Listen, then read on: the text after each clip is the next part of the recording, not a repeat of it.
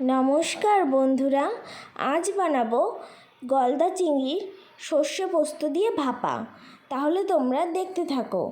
উপকরণে রয়েছে গলদা চিংড়ি মাছ, গোটা জিরে, হলুদ, লবণ, সর্ষের তেল, আদা, গোটা জিরে, পোস্ত, সর্ষে, কাঁচা লঙ্কা।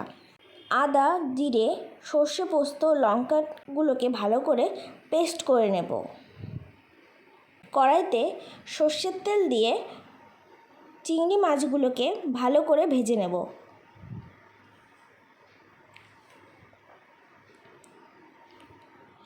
ওই তেলেই গোটা জিরে ফোড়নে দিয়ে দেব পেস্টটা, যেটা আমি আগে থেকেই করে রেখেছিলাম।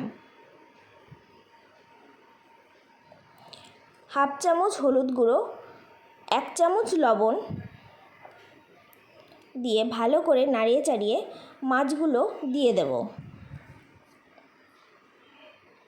ভেজে রাখা মাছগুলো দিয়ে ভালো করে নাড়িয়ে চাড়িয়ে তেল ছেড়ে এলে দিয়ে দেব সামান্য পরিমাণ গরম জল।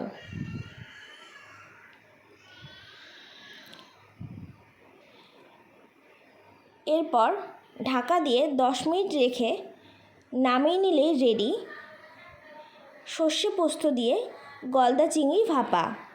তোমরা এটাকে টিফিন বক্সের মধ্যেও করতে পারো, আমি এখানে কড়াইতেই করেছি।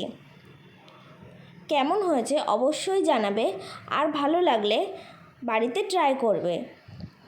আর আমার চ্যানেলটিকে লাইক, কমেন্ট, শেয়ার এবং সাবস্ক্রাইব করে দিও। আজকের মতো টাটা।